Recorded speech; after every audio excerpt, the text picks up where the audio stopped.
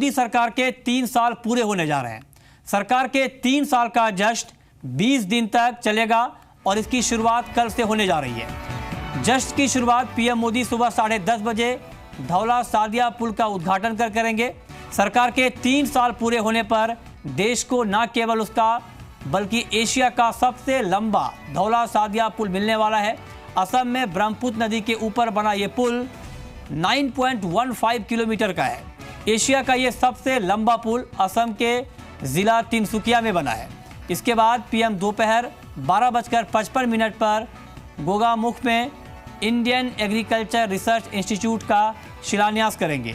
शाम 4:20 पर गुवाहाटी में एम्स का शिलान्यास होगा और 4:45 बजे सरकार के 3 साल और असम में राज्य सरकार के 1 साल पूरे होने का जश्न मनाया जाएगा।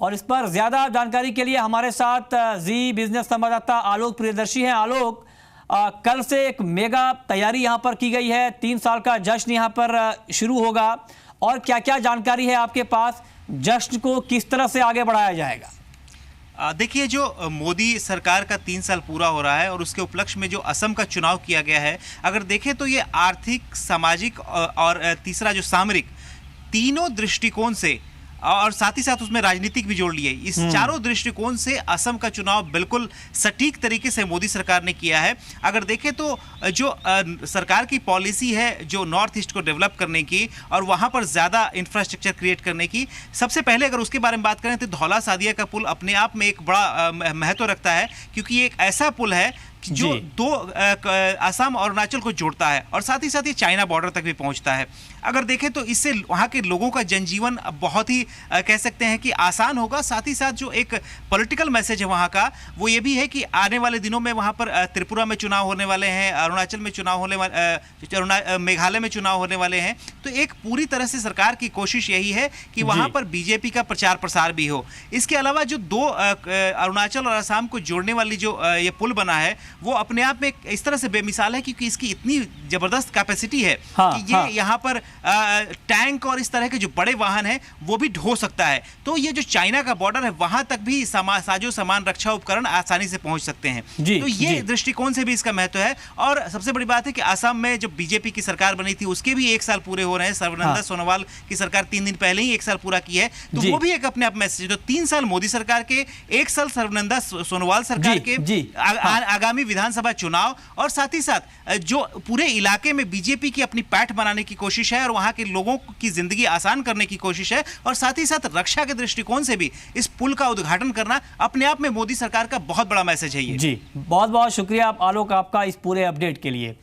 और आइए अब आपको सुनाते हैं कि इस पूरे मुद्दे पर नितिन गडकरी ने क्या कहा है। 26 तारीख को जो ब्रिज है वो देश का सबसे लंबा ब्रिज, 9.5 किलोमीटर। इसके पहले वर्री बांद्रा सीलिंग था, वो 3.25 किलोमीटर था। ये 9.5 किलोमीटर लंबाई का ब्रिज है और इस ब्रिज का लोकार्पण प्रधानमंत्री जी के द्वारा हो रहा है। ये बहुत बड़ी अचीवमेंट है। तो एक बड़ी उपलब्धि है ये सरकार की। और ठीक 3 साल पहले 26 मई को नरेंद्र मोदी ने देश के प्रधानमंत्री के रूप में शपथ ली थी। अब मोदी सरकार अपने इन 3 सालों के सफर को पूरे देश में मनाने की तैयारी कर रही है और इसकी शुरुआत होगी 26 मई को। क्या है ये पूरा कार्यक्रम, देखिए ये रिपोर्ट।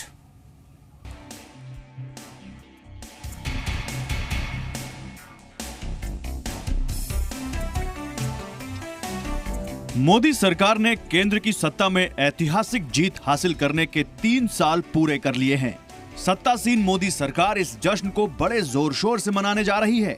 इसके लिए लंबा चौड़ा कार्यक्रम बनाया गया है। इसकी शुरुआत खुद प्रधानमंत्री नरेंद्र मोदी गुवाहाटी से करेंगे।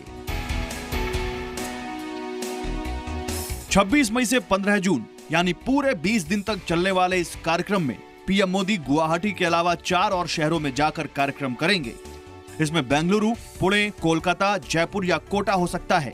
इन 20 दिनों के दौरान केंद्र के सभी 74 मंत्री देश के कोने कोने में जाकर सरकार की उपलब्धियां गिनाएंगे।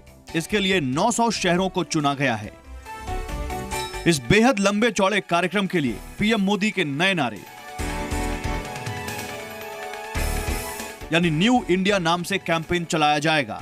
पूरे देश में मोदी फेस्टिवल यानी मेकिंग ऑफ डेवलपिंग इंडिया मनाया जाएगा। इसका आयोजन बीजेपी शासित राज्यों के सभी मुख्यमंत्री, उप मुख्यमंत्री भी करेंगे। उज्ज्वला योजना समेत केंद्र की दूसरी योजनाओं के लाभार्थियों के साथ सभी केंद्रीय मंत्री ब्रेकफास्ट, लंच या डिनर भी करेंगे। सरकार की उपलब्धियों को गिनाने के लिए कैबिनेट मंत्री 27 और 28 मई को देश भर में मीडिया ब्रीफिंग करेंगे।